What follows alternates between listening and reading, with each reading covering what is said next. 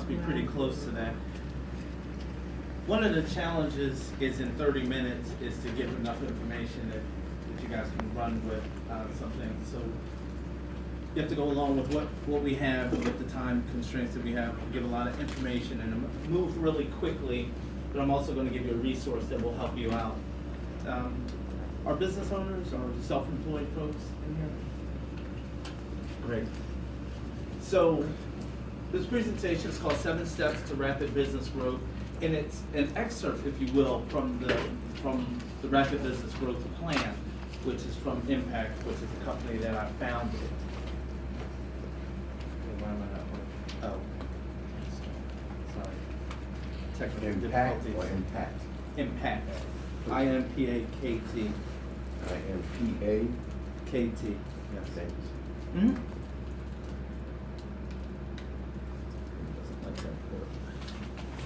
Is that .com? .com, yes it is.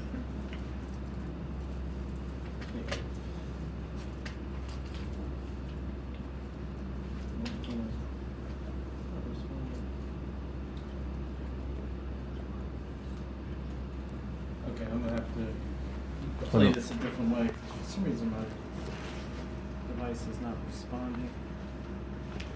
USB port is down. So anyway, so the first question is, who is this presentation for? And it's for all types of entrepreneurs, coaches, business life coaches, health coaches, such as myself, consultant, I'm a business coach, but different types of coaches, consultants, attorneys, infopreneurs, all types of professionals, any type of professional that certainly markets information, but it's also beneficial to those that market physical products as well. So it's not just for these types of entrepreneurs, SBOs, small business owners that market their knowledge, as I spoke about. This is me, I'm Kelly Mariano. I'm a professional speaker. I'm a business coach. I'm a published author. I was a member of Toastmasters. Well, I'm still a member of Toastmasters, but I was once the president of one of the local chapters. Of course, I'm an entrepreneur. Before we get into the presentation about the 7 steps, I wanted to share a couple things, because one of the things as a business coach that we find is that it's always about the mindset of the entrepreneur. Very often, and we talked about this a little bit, that very often the person has to look at themselves, or very often it's the individual that's keeping them from a particular level of success. It's usually not something around us, it's usually in us. So here, Jim Collins said, good is the enemy of great. And the reason I wanted to include that is because what I found as a business coach is very often this is true. Good is in fact the enemy of great. I've had a client one time, she wasn't even a client. She was someone that I did a LinkedIn campaign, and she corresponded with me. And I said, hey, I gave her a suggestion on something she might do differently on her LinkedIn profile. And if you get a chance, look me up on, if you're on LinkedIn, if you're an entrepreneur and you're not on LinkedIn, shame on you. But when you get a chance, get on LinkedIn and look up my profile, look up myself, look me up, and look at my profile page. You'll see mine is quite different than most people's profile page.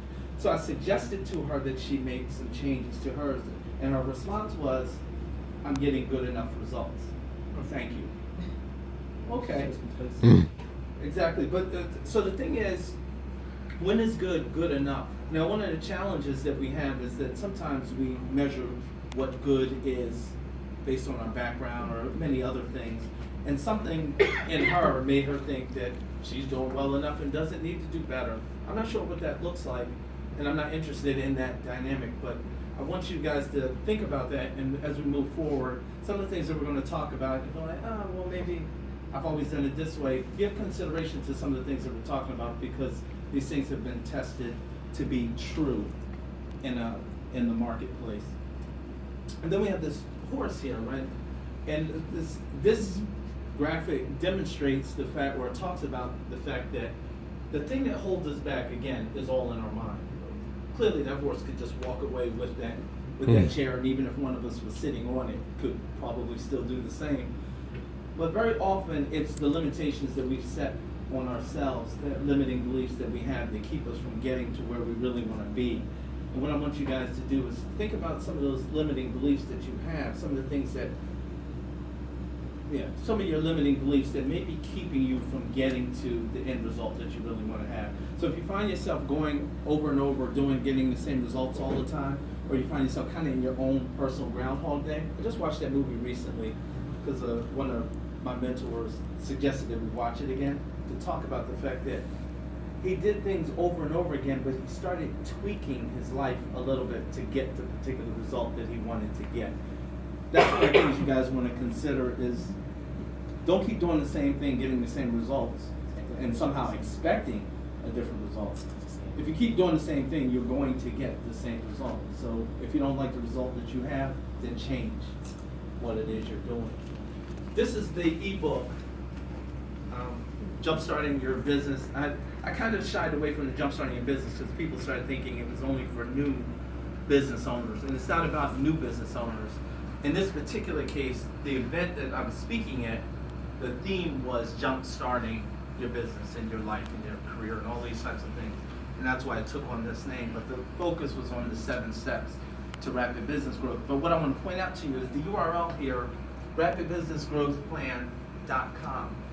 Rapidbusinessgrowthplan.com. If you go there to that website, you can download kind of an outline of what I'm talking about today. So if you missed something, you can go grab that information. Even if you didn't miss it, but you want a different level of detail on certain things or be able to take your time reading through it, you want to go there. Oh, it's working. Great. You want to go to, you want to go to that website and grab that download. It's free of charge, no obligation. It'll ask you for your email address, but that's all. And you can go and grab that information. The 7 steps. So we're going to hit the 7 steps really quickly. Then I'm going to tell you about a little bit of what I do in particular, and then at the end, I'm going to leave room for a little bit of question and answer. So I'm going to move quickly. If I'm sitting still too long, you guys let me know, okay? So the first part is you want to know who your target audience is. Now this is obvious, right?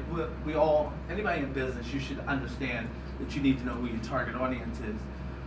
But generally speaking, when people come to me as a business coach and ask them who their target audience is, very often the answer is everyone. Everyone. Everyone is never an appropriate answer to that question, right? So what you want to do is you want to come to an understanding of who your target audience is. And let me give you, I'm going to step in front from just really a violation of public speaking code, but I want to get this book for you so that you have some understanding where I was going with this. So you want to understand who your target audience is down to an individual, what we call an avatar. You guys heard that term before as it pertains to business? You want to get it down to an avatar. So I'm explaining to you, I'm going to share with you who my avatar is so you get an idea of how detailed it is. My avatar is 45-year-old female. Her name happens to be Brenda. She's a coach or entrepreneur, such as myself. She holds the title of owner, president, CEO. She's married, she has 3 kids. She's a homeowner, she makes $75,000 a year or more. She has a net worth of about $200,000. U.S. citizen, she happens to be Christian. She's easygoing, she's had some college, etc., etc. So it goes beyond the scope of just this age, this or this race, this whatever, as we're accustomed to thinking of. You want to make sure that you understand exactly who your client is, and it'll become clear in just a moment why that level of detail is very important. But when you once you understand who your client is, when you write promotional material or advertising for it, it should be written directly to that person so that person says, hey, that's me. What's your name? My name is Christine. Christine. So if I said Christine, when I call your name, you would respond accordingly, and just like the rest of you would, you want your advertising to do that to your clients. You want your clients, it needs to be magnetic. Personal. It's called magnetic. I'm sorry? Personal, exactly. It should feel very personal to the people I'm receiving it. They should be like, wow, they know me. That clicks with me. So once you identify who your ideal client is, you need to know what the top of mind problem is that they have. So basically, this is what I tell my clients. If your client or your prospect is tossing and turning at 2 o'clock in the morning, you need to know what's keeping them up. That's how well you need to know that person. So this is one of the reasons why you can't say my client is potential, my prospect is everyone. Because how do you know what everyone's up for? But you want to know what's keeping that person up. Oh man, like for me, my clients could be, man, I don't have enough clients, or I'm not generating enough revenue. Right, any of those types of things. So I can speak to that because those types of things will certainly keep you up at night. But you want to identify what top of mind problems are for your ideal clients so that you can do what? Solve them. Exactly. So you're going to help solve those problems. So when you talk about top of mind problems, again, make sure it's top of mind. It can't be a problem under the surface. For a quick example of that is one of the symptoms for dehydration is that sometimes people get headaches as a result of dehydration. Right, but no one is up in the middle of the night with a headache going, oh my God, I wish somebody could give me a glass of water. Right, that's not happening. But they know they have a headache. So somehow you as an entrepreneur have to connect with the problem that they're aware of and bring a solution that will solve it. They may not know that the two go together. You may have to educate them to bring those pieces together. That's a lot of times what people don't make the connection for their clients. They make the client make the grand leap to understand the connection. And you don't want to do that. You want to make sure you're doing that. And the top of mind problems, you want to make sure that you have at least 3 of top of mind problems. If you don't know what the top of mind problems are, ask them what they are. Find out directly from them what top of mind problems they're having so that you can go about developing and creating a solution for it. So if you've gotten 3 top of mind problems from them, you're going to have at least 3 solutions for them. It creates a couple dynamics for you. It helps you be a trusted person in their ranks in terms of solving problems. But it also creates what's called a sales funnel for you as well. Because now not only, actually you can do that in a sense too. Maybe not, I'm sorry, I'm talking to Tien because we were talking before, and one of the things, because she's a mortgage broker, one of the things that she's able to do obviously is help people get mortgages, but another aspect for you could be the other part of whatever happens after the sale and helping. It may be more of referral income than direct to you, but you can create those types of alliances. But you want to think long term because eventually the pipeline, you don't want the pipeline to run out and then suddenly everybody in the house hungry. You want to make sure that you have solutions to help your clients ongoing. So you want to make sure that you're developing and creating solutions to solve those problems that you've just identified. Because they're top of mind problems, people respond to them more readily, but you have to make sure that you clearly articulate what it is you're going to do for them. We talked about this earlier too. One of the things, this gets people messed up all the time. When I look at other folks, their websites, business cards, doesn't matter what it is, you look at their promotional material and it's feature rich and benefit poor. People buy from benefits, not features. You don't buy a Mercedes-Benz because it has power windows. You're buying the car because it's going to take you from here to there. You may be even buying it for your ego, right? But you're not buying it for the particular, oh man, you know what, that car has nice tires, I'm going to buy that. No, you're not going out, that's not what you're doing. So you want to, and people aren't doing that when it comes to the purchases that they make. For example, I have a client who's a web developer. Someone was talking about web development, but I have a client that's a web developer, and one of the things she said to me, we did a mock call. I did it with my clients, so I'll do mock calls. We did this mock call. I said, hey, I'm Kelly Marion, I'm a business coach. Man, I'm really not making enough money. I really need help with my website to start generating more revenue. So she went on to say, oh man, yeah, I do a 5-page website, What does that have to do with what I just said? The 5-page website, that's a feature. Okay. It's not a benefit. The benefit I asked for was more money. Right. That's what I wanted. I told you. That's what I said to her. I said, I handed you the benefit. Sometimes you gotta, we were talking about this earlier too, sometimes you have to decipher what someone really means. I didn't even make her do that. I'm telling you, I want more money. I said, the first thing out of your mouth should have been, I can help you with that. How you help me is almost insignificant. What I'm going to do, the magic behind the veil, is insignificant. The question is, can I get you the result? Yes, I can get you the result that you want. What do you want to do?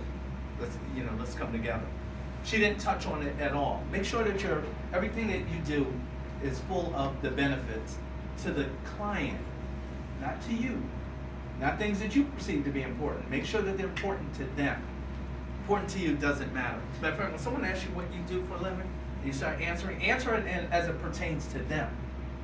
They're not impressed with your titles. They don't even care. They want to know what it is you do that's going to be good for me. Mhm. How can you help me? What's in it for me? Exactly. Thank you. UIIF. Exactly. What's in it for me? That's what they want to know. They're not interested in your credentials. Helps schools to sell. Exactly. So you want to develop your UVP, your unique value proposition, and all of this kind of follows in line because you have to know in your UVP, your statement, or another term for it is a transformational message. You want to make sure that you're indicating all the things we talked about already. You want to identify who you're talking to. If you look at my presentation, actually, if you go to my website, you'll see the first thing it says is, hey, entrepreneurs, small business owners, this is what I do. This is what I do. I help you attract more clients. I help you to make more money. I help you to create the financial security and time freedom that you always wanted. That's what I do. How do I do it? That's a different conversation. Now we need to talk. If you're interested in attracting more clients or making more money, then we need to talk. It's that simple. How the rest of it plays out is a different issue. You want to make sure that you're stating your UVP very clearly in very clear terms on your website. And again, we'll go back to websites. This is a bit of a pet peeve of mine. You go to a website, you go to a typical website, you have to scroll through or go through several pages to find out what some of them do. Mm-hmm. Matter of fact, the person I was talking, I'm so glad she's not here. But the person, because I couldn't talk about it the same way. But the lady, she does websites. She showed me an example of her new website because it's responsive, meaning that it knows what kind of device you're on and it changes itself accordingly, which is cool. But as I went, she had 5 or 6 tabs. When I went through most of the tabs, all but one looked identical unless you scroll down. Typically, they say that the average person will stay on your website for 7 seconds. Mm-hmm.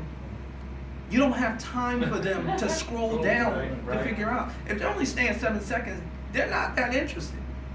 And so you have to give them a reason to stay. Scroll. Exactly. They have to have a reason to scroll, to click, to do anything. Copy. Exactly. But they have to at least know that there's something worth reading. And Right. and It's a headline. to that point, well, yeah, it could The be. copy. Well, the UVP is really going to be the thing that draws them out. But even if your copy could be brilliant, but if it's off the screen, if it's below the fold. The copy put on the top left corner. Yeah, well, it depends. Well, sometimes it depends on how you want to set up your page, but what it is you want to. But my point is that you want to make sure that your UVP is clear and crystal clear on the page, so that as soon as people get to your page, they can see exactly what it is you do. Another term for the UVP is your who and do what statement. Who are you and what do you do? That needs to be very clear, and again, it should be clear on both your website and your business card. It should be clear on all your promotional material, so that you're articulating the fact that you're solving the problem, who you're solving it for, etc. Now, we're talking about, this slide talks about networking, and of course, we're all here at an event, right? So we should be networking, but this is an area that we generally do very poorly, right? We hand out business cards to one another, and then we sit down, and I say, Giovanni, oh, this is what I do. You know, basically, you may not say it in these words. You want to be a client, and then he pitches his thing to me, try to see if I'm a client for him. If not, you may never talk to that person again. True. Statistically, 85% of business cards handed out at a networking event are never called. What sense does that make? 85%. 85. 85%. So if that's the case, Why why did you go? do it? Right. What were you doing? Right. And people don't understand. You should be, some of the people that you connect with, some of the people that I'll meet here today, I may know you for the rest of my life. Now, we may never do business directly, but I may send you people. You may send me people. I may just like with Janine, well, the person wound up not being able to make it. I sent her an email. Actually, I never met her until today in person. But I met her through LinkedIn. We connected. We did a get acquainted call. We got to know each other. And then she decided to invite me to speak here. that all came through LinkedIn. It had nothing to do. I wasn't trying to sell her anything. She wasn't trying to sell me, but I'm here now. And that's that's what you want to use networking for. And then my thing is, this bonus component is, I really don't have time to delve into that. But if you're not using LinkedIn, I mean, you really should be ashamed. LinkedIn is a phenomenal tool. Phenomenal tool to get information from. They've already categorized people. They're in buckets for you already. I mean, it doesn't get any simpler than going into LinkedIn. This time last year, I think I had probably around last summer, I crossed the 500 person mark in my connections. Now I'm getting close to 1,300 because I work it all the time. But I was telling Tien when I was speaking outside that now I get as many people trying to get to me as me connecting with other people because of the way I use LinkedIn and I connect with people. And I have regular coffee chats with people, and you can do it through Skype so it doesn't cost you anything. Hey, let's get on the phone, we'll talk, get to know what one another does. If there's a connection, that's great. If not, you've just met somebody new, and it's a great opportunity to build a relationship there. It might be a relationship worth having, even if you're not doing business directly. The last thing, the seventh step that I want to share with you is kind of what I'm doing right now. Forbes.com said that public speaking is the most underutilized marketing tool in business today. Wow. One of the best parts about public speaking is it's free. It's free. I didn't pay to come here and speak to you guys. How many entrepreneurs in here? Exactly. So I got a room mostly full of entrepreneurs, and I didn't pay to come tell you what I do. That's to me, that's bonus. Even if none of you ever do business with me or whatever, there's an opportunity for us to connect on some other level, or for you to refer someone else and say, hey, wow, this guy I met might be able to help you with something, and I may be able to help you as well. Utilize public speaking. There's plenty of opportunities. I speak at Rotary clubs all the time. I'm in Toastmasters, so I don't really look at that the same. I look at that as kind of my proving ground. But you want to utilize public speaking. Get your message out there. Let people know what it is you're doing. One of the things that I keep talking about TM, but one of the things that we talked about when we were out in the out here in the lobby, right out here in the hall, is the fact that you want to, when you're trying to get your message out, you want to make sure that people get to know you as who you are, right? Like people that know me as Kelly, people that I grew up with in West Oakland, or like my mom. I'm her baby boy or whatever. You know what I mean? Like that's who I am to her. But now what's happening is even people that I've met otherwise, or people that maybe not have met in person before, when they meet me, they go, oh, you're that motivational speaking guy. Oh, you're that business guy. Because that's how they've come to know me. You want to use public speaking, whether it's public speaking like I'm doing here, or you're creating webinars, or teleconference, teleseminars, whatever it is, use those opportunities, Periscope. Use those tools to get your message out there so that people come to know you and say, oh, Christine, what do you do, Christine? What do I do? Yes. I run a barter exchange. Okay, so when you put that message out there, people come to know you like, oh, wait a minute, she does this. Oh, maybe that's a connection. You know, they may not know fully to understand, but they might say, hey, give her a call, see if she can help you, see if she can point you in the right direction. I get calls like that all the time where it's not tied into what I do, but because of what I do, they think I may know someone for them. So in summary, again, you want to know your target audience, understand what their top of mind problems are, develop a specific solution or solutions, because remember we want to have 3 top of mind problems and 3 solutions. Understand what your solution is for that. Focus on benefits over features. Features are almost insignificant until buying decision has been made. Develop your UVP or your transformational message, so that when someone says you're sitting at a network event, hey, what do you do?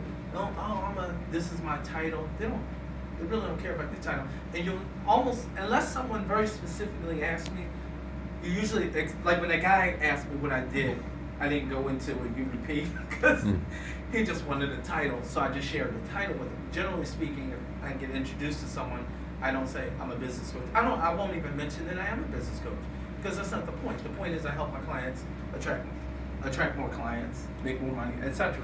So if that doesn't resonate with them, the title is insignificant. So make sure you develop your UVP so that 30-second commercial is worth hearing, for the client. And plus, it defines some things for you right away. They already know if you do that message correctly, they either want to connect with you or they don't. They already know what it is from that perspective, or they think they did from that point. And then you want to make sure that you're networking effectively. And again, if you're not on LinkedIn, please cover your head when you leave, because you should be ashamed of yourself, because it is really important to be on that. And then, of course, use public speaking for your business. Again, there's plenty of organizations that need speakers on a regular basis. Rotary Club is definitely one of them. There's one I don't remember which one in Philly it is, but there's one in Philly where they're requesting ongoing speakers, but they need speakers for every meeting. And I've spoken at numerous Rotary clubs, but a friend of mine, he's spoken at over 100 Rotary clubs this year, because he's trying to get he's really trying to get his message out there. I think if he didn't have a language barrier, he probably would be further along, but his accent is so heavy, I think people spend half the time trying to figure out what he was saying. Mhm. Yeah, I can understand him pretty well, but I've been around him a bit. But anyway, make sure that you're getting your message out there. And the Rotary clubs are good because you can't sell in there, but it gives you an opportunity to craft your message, or go to a Toastmasters and let them help you develop that. This was for a different event in terms of bonus lesson, but Janine hasn't stuck her head in just yet. So this is just about pricing your offer. What I find is that, especially with coaches, a lot of times, or professionals that aren't handing over a tangible product, there's a challenge with setting prices, because people are kind of shy, or they think the number's too big and things of that nature. One of the things I tell people is, don't think about your time. Don't sell your time. And a lot of coaches do this. They do it off of time. So they may charge like $125 for a session or something like that. So whatever number of sessions you have, times $125 or whatever their number is. But what you really want to think about is the benefit, back to the benefits.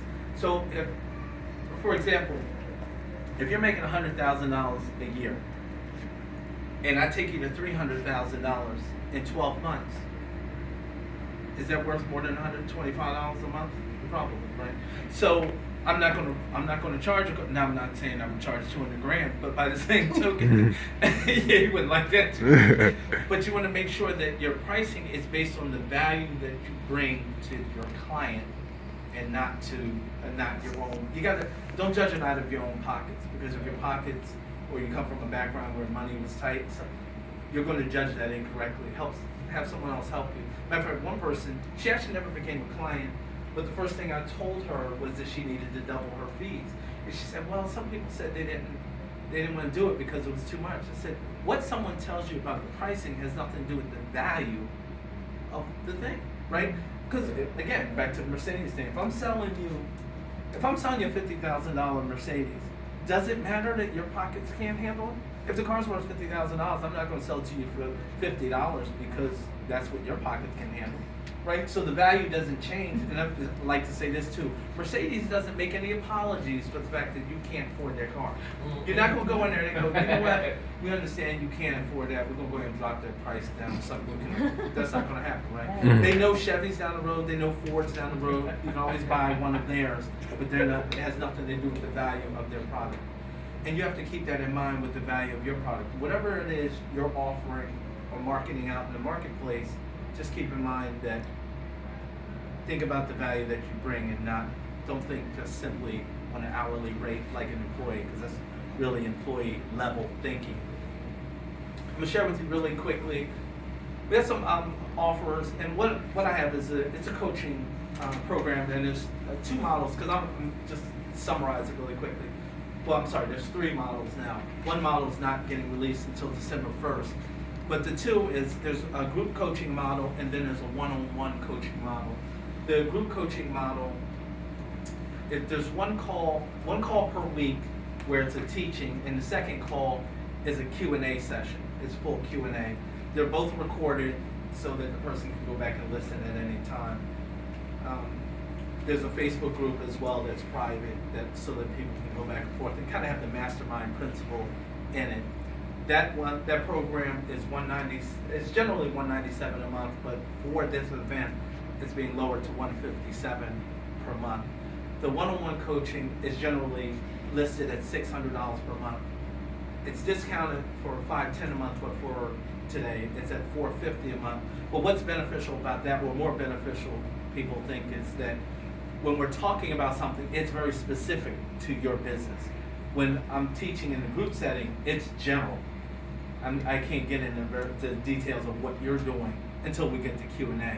So some people like it because, from a price perspective, it's cheaper to do group, and then they can just ask their questions in that type of format for Q&A. It just kind of depends on where a person is. I guess I'm going to learn how to use my own device. Mm-hmm. So we usually tell people to think about in terms of 1 year. Actually, when I keep talking about you. I'll talk about somebody else. You can talk about me all day. Okay. So when we were talking, I was saying that we were, I asked her what would she need to have happen at the end of 2016 when she's looking back, what would have to happen for her to feel like it was a successful year? And that's what a lot of times we talk in terms of year to get people to forecast out, to see where they want to be, and then figure out how do we put together a plan to get to where they want to be. So this is just kind of a breakdown. There's with the one-on-one, there's weekly 45-minute calls, but again, that's specific to your business and not generic. With the one-on-one, also it comes with two hour strategy sessions for free, but that's so that people can kind of get going quickly, if you will. That way we can kind of hash out some things really quickly, and those are that's the pricing. You see the PL Expo pricing at $450 per month. The group coaching, and then the third option. Well, you see this $197 a month and then $157 for today. The third option is Rapid Business Growth Program Plan for home. That's going to be a package where it's just delivered electronically. There's a member-only section and all of that. That's already set up. The content just has to be uploaded into it. Same practical instruction. It's always about practicality, because if you can't take the information and go use it, what good is it to you? Okay. Exclusive member content, etc. Business in the box, as we call it. It also includes, because it's not delivered until December 1st, it also includes 2 one-on-one coaching sessions valued at about $300. And that will be priced, its regular price will be $15.95, and the expo price is $9.97. That can be done in payments as well. I really want to thank you guys for attending this session and for the event in general. But